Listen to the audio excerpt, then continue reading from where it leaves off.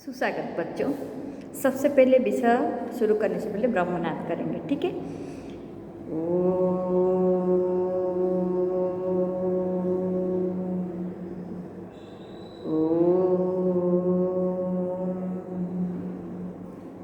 ओम शांति शांति शांति। स्वस्थ। देखिए, हमारा जो ये विषय है अभ्यास के लिए, हमारा जो परीक्षा के लिए अभ्यास जो करेंगे उसके बारे में आज मैं आपको बताऊंगी, ठीक है। तो हमारा जो परीक्षा के लिए अभ्यास था मैं आपको बता चुकी थी। शिक्षा विकास समिति का जो आया था कि 50 अंक वाला प्रश्नोत्तर अभ्यास करेंगे, लेकिन 50 अंक वाला प्रश्नोत्तर का भी मैं एक आपको फ़ोटो भेजी थी व्हाट्सएप में, लेकिन वो वैसा नहीं होगा क्योंकि अभी हमें बताया गया कि 100 अंक का परीक्षा होगी, ठीक है। जैसे हमारा अर्धवार्षिक में होता है उसी प्रकार 100 अंक का ये परीक्षा होगी, ठीक है। तो 100 अंक का जो परीक्षा है आप अभी उसको कैसे है उसी के बारे में आप देखोगे, ठीक है, और मैं उसको बताऊंगी। आपको व्हाइट बोर्ड दिख रहा है, तो अभी देखिए ये व्हाइट बोर्ड में मैं आपको कैसे बता रही हूँ, और उसके साथ आप जो नहीं समझ पाओगे मुझे बाद में पूछोगे फ़ोन करके, ठीक है।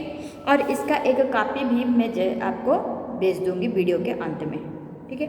अच्छा, तो सबसे पहले देखिए ये जो है हमारा पार्ट 1 और पार्ट 2 में आएंगे, ठीक है। अभी देखिए ये है हमारा पार्ट 1 और ये है हमारा पार्ट 2, ठीक है।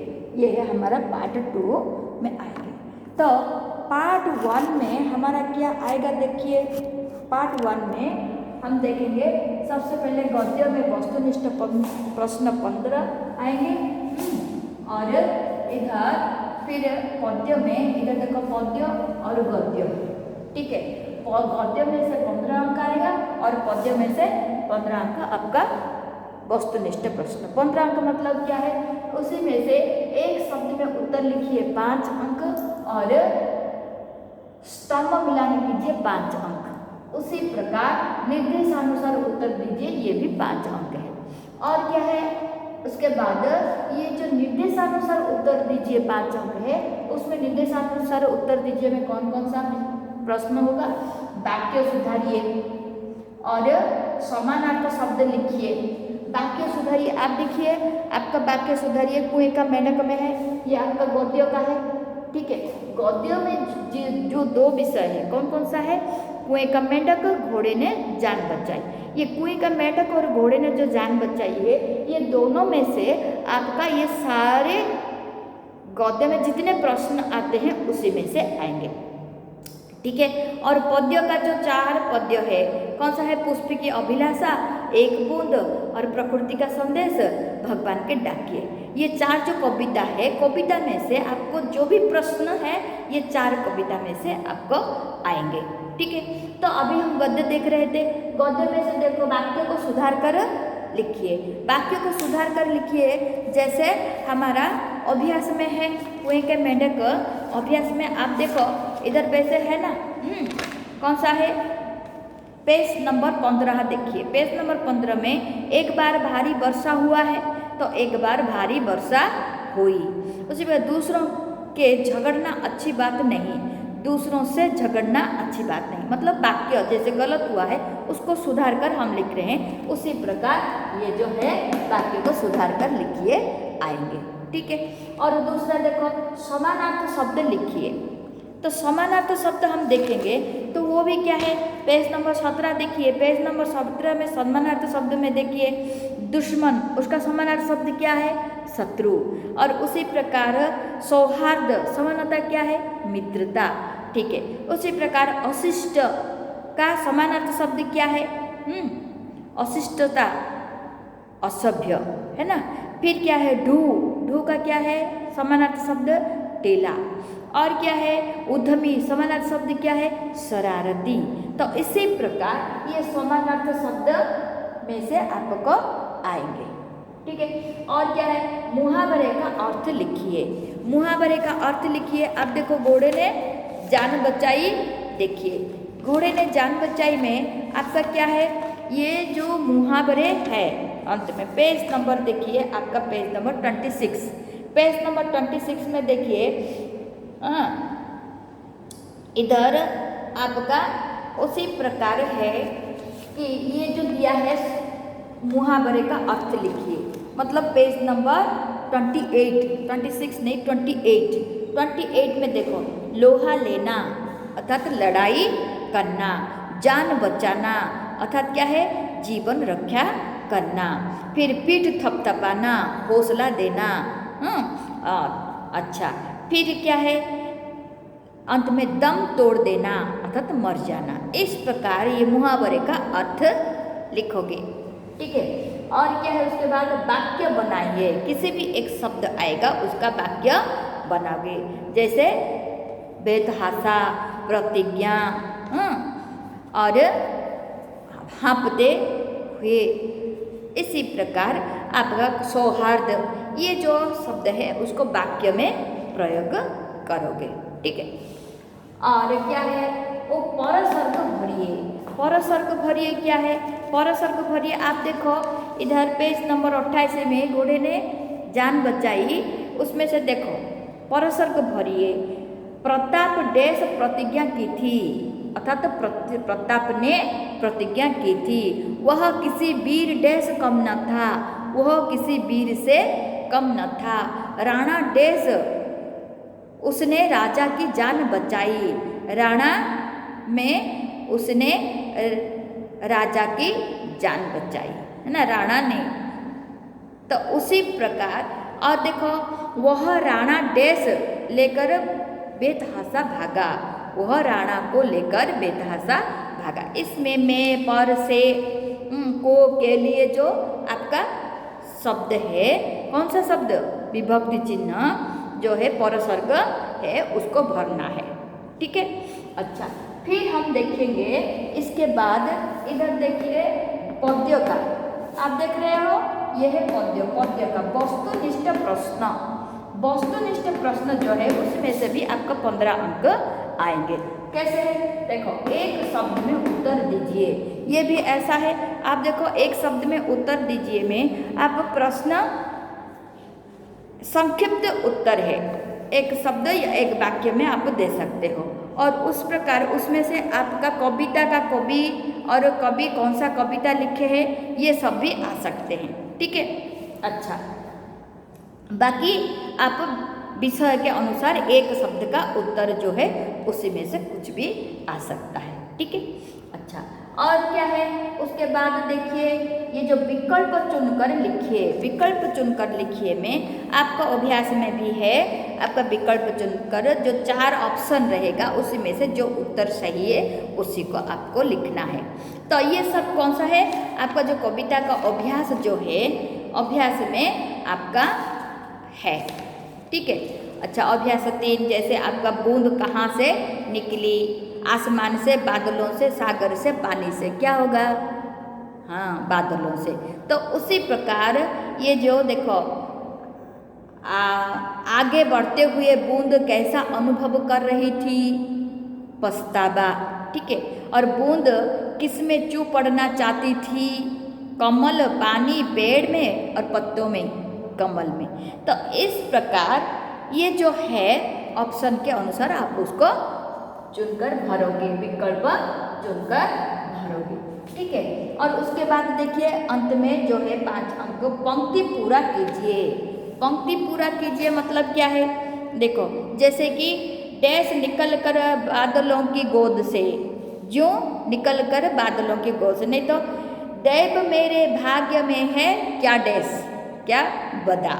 ये आपको 20 देखो पुष्टा 20 में भी है, और बाकी जो दूसरे कविता में से भी इसी प्रकार आपका कवितांश भरने के लिए दिया है। जैसे हम देखेंगे पुष्प की अभिलाषा में भी उसी प्रकार एक है, कैसा है, देखो, सुरबाला के गहनों डैश गूंथा जाऊं, मैं गूंथा जाऊं, प्रेमी माला में बिंद प्यारी को डैश, क्या होगा, ललचाऊं। तो इसी प्रकार आपका जो कवितांश है, कवितांश में से उसको भरने के लिए आएंगे। ठीक है। और देखिए ये आपका कौन सा हो गया, 15 मार्क जो गद्य का हो गया और 15 मार्क पद्य का हो गया। तो अभी हम देखेंगे ये 15 मार्क गद्य 15 मार्क पद्य के बाद हम व्याकरण का देखेंगे। ठीक है। अभी दिख रहा है आपको व्याकरण का। व्याकरण का ये जो 15 अंक है, देखिए इसमें से आप क्या देखोगे, ये देखिए व्याकरण वस्तुनिष्ठ प्रश्न।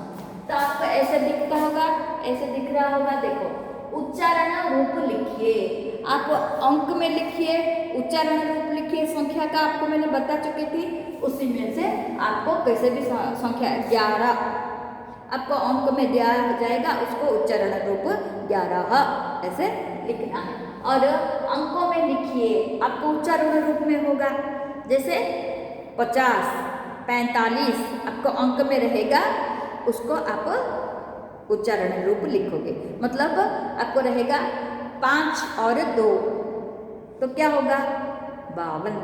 तो उसी प्रकार ये अंकों को अक्षर में और उच्चारण रूप को अंक में, अंक को उच्चारण रूप में लिखने के लिए ये आएंगे। फिर देखो क्रमवाचक रूप लिखिए। आपको मैंने बताई थी क्रमवाचक रूप में अंत में क्या होगा, क्रमवाचक रूप में बा। ठीक है। जितना भी संख्या है उसके अंत में आप बा जोड़ने से क्या हो जाएगा, क्रमवाचक रूप। ठीक है। जैसे आपको मैंने बताई थी पहला, दूसरा, तीसरा, चौथा, छठा, इसको छोड़कर बाकी सब जितने अंक है सबके अंत में बा जोड़ोगे तो क्रमवाचक रूप हो जाएंगे। ठीक है। अच्छा, अभी देखिए ये क्रमवाचक रूप हो गया। उसके बाद क्या है, संज्ञा पद छांटिए। आपको वाक्य में से कौन सा पद संज्ञा है उसको आप निकाल कर लिखोगे, संज्ञा पद। ठीक है। अच्छा, फिर क्या है, ये जो लिंग बताइए, ये भी क्या है, वाक्य में से कौन सा लिंग है, वो स्त्रीलिंग में है या पुल्लिंग में है वो बताओगे। ठीक है। और क्या है ये, उसके बाद वचन बताइए। वचन भी उसी प्रकार है, वाक्य होता है और वाक्य में उस कौन सा वचन है, एक वचन है या बहुवचन है, उसको आप बताओगे। ठीक है। अच्छा, फिर देखिए सर्वनाम पद छांटिए। वाक्य में से आपको कौन सा पद सर्वनाम है उसको आप छांट कर लिखोगे। ठीक है। और उसके बाद क्या है, विशेषण पद छांटिए। और वाक्य में कौन सा पद विशेषण है उसको निकाल कर और छांट कर लिखो। छांट कर मतलब क्या है, उसको निकाल कर लिखना है, बाछिबा उड़िया में। ठीक है। छांटना अर्थात बाछिबा निकाल कर उसको लिखोगे और बताओगे विशेषण शब्द ये। ठीक है। और ये कारक भरिए, आपको शून्य स्थान भी रहेगा, उसमें से आपको कारक भरने के लिए आएंगे। ठीक है। अच्छा, आप कौन सा कारक चिन्ह उसमें भरोगे। ठीक है। मैं, से, को के लिए, पर, ये सब है, उसमें से कौन सा कारक चिन्ह होगा उसको आप भरोगे। ठीक है। और क्या है, विकारी शब्द छांटिए। वाक्य में से आपको मैंने बताई थी विकारी शब्द कौन सा है, अविकारी शब्द कौन सा है, तो इधर कौन है, अविकारी शब्द छांटिए। अविकारी शब्द को क्या कहते हैं, अव्यय कहते हैं। तो अव्यय या अविकारी शब्द जो भी हो उसको आप छांटना है, चुनना है और लिखना है उसके बाद। इस प्रकार ये सारे विषय आपका सारे के सारे अभ्यास जो है उसी में से आप अच्छी तरह पढ़ोगे तो आराम से सारे व्याकरण आप लिख सकोगे। ठीक है। अच्छा, फिर देखिए ये जो हमारा एक प्रकल्प प्रश्न था, लेकिन हम प्रकल्प तो नहीं कर सकेंगे, इसीलिए प्रकल्प के लिए 10 प्रश्न दिए हैं। ठीक है। सब प्रकल्प के लिए 10 प्रश्न दिए हैं, तो हम भी दिए हैं। तो इसी के हिसाब से ये जो प्रकल्प प्रश्न है, खाली जगह भरिए। क्या है, खाली जगह भरिए है, ये 10 अंक है। ठीक है। तो खाली जगह भरिए में से आपको सारे विषय में से चुनकर एक एक आपका खाली जगह भरिए आएंगे। ठीक है। उसमें से कवि का नाम होगा, लेखक का नाम होगा, या विषय के अंदर किसी व्यक्ति या किसी घटना, ये सबके भी आपको नाम में खाली जगह भरने के लिए आएंगे। समझ में आ गया? अच्छा, इस प्रकार ये हो गया आपका क्या है, आपका ये पार्ट 1। पार्ट 1 में ये सब है। तो अभी हम देखेंगे ये जो पार्ट 2 है। पार्ट 2 है, पार्ट 2 में हम क्या देखेंगे? आप देख रहे हो पार्ट 2 दिख रहा है व्हाइट बोर्ड आपको? देखिए, ये रहा पार्ट 2, है ना। पार्ट 2 में हम देखेंगे, ये देखिए संक्षिप्त उत्तर। पार्ट 2 में क्या है आप देखिए, इधर संक्षिप्त प्रश्न गद्य। गद्य में से आपको कौन सा है, 2 लॉन्ग क्वेश्चन आएंगे। कितने? 2 लॉन्ग क्वेश्चन आएंगे, ठीक है। गद्य कितने हैं? कुएं के मेंढक और घोड़े ने जान बचाई, 2 गद्य है। 2 गद्य में से आपको अच्छी तरह दोनों गद्य का लॉन्ग क्वेश्चन पढ़ना है, ठीक है। 5 अंक वाला लॉन्ग क्वेश्चन मतलब क्या है, 5 अंक वाला प्रश्न जो दिया है अनुशीलनी में सारे के सारे पढ़ने हैं, ठीक है। क्योंकि आपको इसी में से जो कुएं के मेंढक में से आपको 2 आएगा, उसी में से आपको लिखना है, और घोड़े ने जान बचाई में से 2 आएगा, उसी में से आपको 1 लिखना है। इसीलिए गद्य में आपको लिखना है, एक गद्य में से 2 5-5 वाला 2 लॉन्ग क्वेश्चन लिखना है, और ये 10 है। किसमें? दोनों विषय में से आप अच्छी तरह पढ़ोगे, इसमें से भी आएगा, उसमें से भी लॉन्ग क्वेश्चन आएंगे, ठीक है। और पद्य में से भी उसी प्रकार ये जो 2 है, पद्य में से 2 लॉन्ग क्वेश्चन है, 10 अंक है। पद्य में से क्या है आपका 4 पद्य है। 4 पद्य में से आपको 4 पद्य में लॉन्ग क्वेश्चन अभ्यास करना है। 4 पद्य में से 4 लॉन्ग क्वेश्चन आएंगे, उसमें से आपको लिखना है और अच्छी तरह उसको अभ्यास करके लिखोगे, ठीक है। अच्छा, अभी देखेंगे ये जो है अनुवाद। अनुवाद है ना, अनुवाद में आप देखिए ये 2 × 2 × 5 10, अर्थात 2 × 5 और समान 10, ठीक है। तो मतलब इसमें से आपको 5 अनुवाद लिखना है। जितना आप 6 या 7 जितना भी आएंगे अनुवाद, उसमें से आपको कितने लिखने हैं?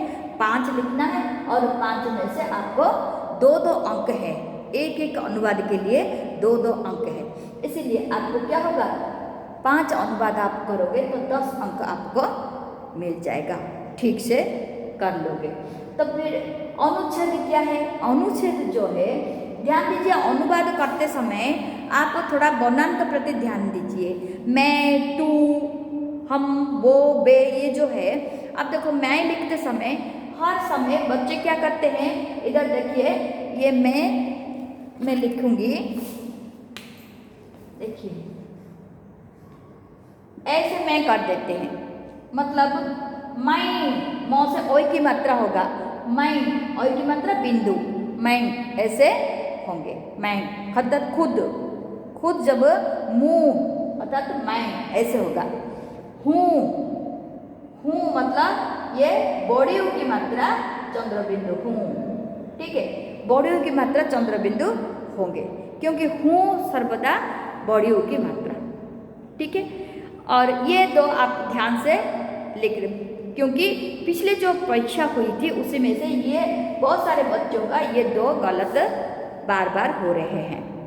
इसीलिए मैं ये बता रही हूँ ताकि आगे ये गलती ना हो सके, ठीक है। अच्छा, फिर देखिए उसके बाद अनुच्छेद। अनुच्छेद जो है, अनुच्छेद आपका क्या है, पैराग्राफ जो आएगा उसमें से 5 प्रश्न होंगे, और उस 5 प्रश्न के उत्तर आप उस पैराग्राफ में से चुनकर लिखोगे, अनुच्छेद में से चुनकर लिखोगे, ठीक है। इसीलिए ये अनुच्छेद लिखो, एक के लिए 2-2 अंक है। अच्छी तरह लिखना है, और इसमें से भी आपका 10 अंक है, अर्थात 2-2 अंक, 5 लिखोगे तो 10 मिलेगा अच्छी तरह। फिर व्याकरण क्या है? व्याकरण का भी 2 अंक वाला प्रश्न आपको मैंने पहले बता चुकी थी, इसमें आपको कोई दिक्कत नहीं। व्याकरण में 2 अंक वाला जो शब्द है, वर्णमाला में कितने वर्ण है और वर्णमाला में तो वर्णमाला का संख्या कितने हैं और स्वर वर्ण क्या क्या है, हर्ष स्वर, दीर्घ स्वर, संयुक्त वर्ण और व्यंजन वर्ण, है ना। हर स्वर वर्ण, व्यंजन वर्ण, संयुक्त व्यंजन वर्ण। इसी प्रकार आपको और क्या है, शब्द के कितने भेद हैं, संज्ञा किसे कहते हैं, सर्वनाम किसे कहते हैं, ये जो आपको मैंने बताई थी उसी प्रकार। और सर्वनाम पद वाक्यों को लिंग बदलकर फिर से लिखिए, वाक्यों को वचन बदलकर फिर से लिखिए, ठीक है। इसी प्रकार ये व्याकरण में से आएंगे। और कारक बताइए, आपको वाक्य होगा, वाक्य में से आपको कारक के नीचे रेखा होगी और आपको बताना है वो कौन सा कारक है। ये 2 अंक वाला प्रश्न जो व्याकरण का है ये आएंगे। समझ में आ गया। ये आपका जो है पार्ट 1 पार्ट 2 100 अंक का जो परीक्षा में आएंगे उसी के बारे में मैं आपको पूर्ण रूप से बता चुकी हूँ। अब देखना है आप उसको कितने ध्यान से पढ़ोगे और याद रखोगे। सबसे ज़्यादा याद रखने वाली चीज़ है, आप जो ये किताब है जिसके पास, ध्यान दीजिए जिसके पास नहीं है तो भी आपको जो प्रश्नोत्तर मैंने भेजी थी उसको अच्छी तरह पढ़ना है और अभ्यास भी अच्छी तरह करना है, ठीक है। तो ये जो किताब है इसमें से आप जितने सारे अभ्यास है, ये अभ्यास जो है अनुशीलनी, ये अनुशीलनी सारे ये 4 और 2 6 विषय का गद्य पद्य का अनुशीलनी अच्छी तरह अभ्यास करोगे ताकि आप सारे प्रश्न का उत्तर कर सकोगे। और दूसरा जो है ये व्याकरण किताब है, व्याकरण किताब का भी अनुशीलनी मैंने भेज दी। कहाँ तक? आपको PDF करके 1 से 25 तक और 26 से 49 तक 2 PDF फाइल करके व्याकरण किताब मैंने ग्रुप में भेज दी और उसी में से अभ्यास का सारे अभ्यासों के प्रश्नोत्तर भी उसी में कर चुकी हूँ ताकि आप उसको देख के याद करोगे, अभ्यास करोगे, अपने कॉपी में लिखोगे, इसीलिए मैंने भेजी थी। उसको आप याद करना है और सारे अनुशीलनी में, सारे अभ्यास में आप अपने प्रश्नोत्तर पा सकोगे, अर्थात प्रश्नोत्तर आपको मिल सकेंगे। इसीलिए उसी को अच्छी तरह अभ्यास करना है, ठीक है। धन्यवाद। तो अभी देखेंगे ये लास्ट जो विषय है, आप अपना आंसर सुंदर और स्वच्छ अर्थात नीट एंड क्लीन स्वच्छ रूप से उसमें लिखोगे। अक्षर स्पष्ट होना चाहिए, कॉपी स्वच्छ होना चाहिए। समझ में आ गया? इसी प्रकार आप लिखोगे और हर विषय के ऊपर नाम, रोल नंबर और आपका सेक्शन ये सब अच्छी तरह मेंशन करना है। नहीं तो अभी जो पेपर हम करेक्शन कर रहे हैं, संशोधन कर रहे हैं, बहुत दिक्कत हो रही है। बच्चे ठीक से सभी बच्चे नहीं लिखे हैं, कुछ बच्चे लिख के हैं, ठीक है। तो ध्यान दीजिए, अक्षर सुंदर हो और कॉपी पेपर साफ रहे, ठीक है। धन्यवाद।